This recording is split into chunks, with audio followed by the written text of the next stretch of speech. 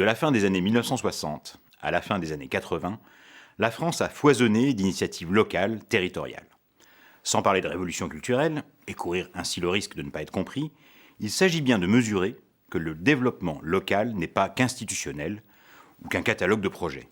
Il visait et vise encore à aider les territoires à se développer, se redévelopper par et pour les habitants ou les acteurs sociaux, économiques, culturels de ces territoires.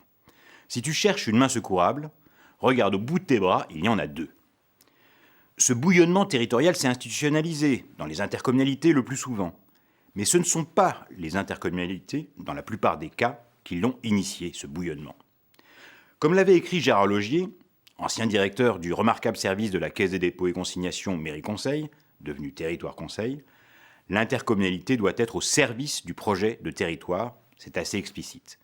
Ce n'est pas l'intercommunalité qui fait le projet, c'est même plutôt l'inverse. Territoires ruraux en déprise, premier paysage à préserver, émergence de parcs naturels régionaux, mais aussi premier quartier urbain en crise. Dans les années 70, avant même toute décentralisation, de nombreux acteurs locaux se sont engagés dans des démarches de développement local. Ils ont été considérés comme des militants d'un autre développement. On parlerait aujourd'hui peut-être même d'alternatifs ou de quelques Indiens.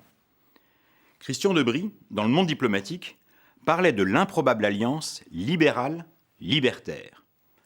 Libéral, ceux qui, chefs d'entreprise, trouvaient que l'État corsetait.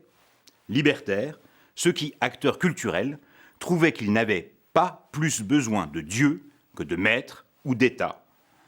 Pour mieux cerner cette notion de développement local, on peut citer une définition qui a fait date. Le développement local n'est pas la croissance. C'est un mouvement culturel, économique, social, qui tend à augmenter le bien-être d'une société. Il doit commencer au niveau local et se propager au niveau supérieur. Il doit valoriser les ressources d'un territoire par et pour les groupes qui occupent ce territoire. Il doit être global, multidimensionnel, recomposant ainsi les logiques sectorielles. C'est ce qui était écrit lors des États généraux des pays à Mâcon dès juin 1982. C'est un point essentiel.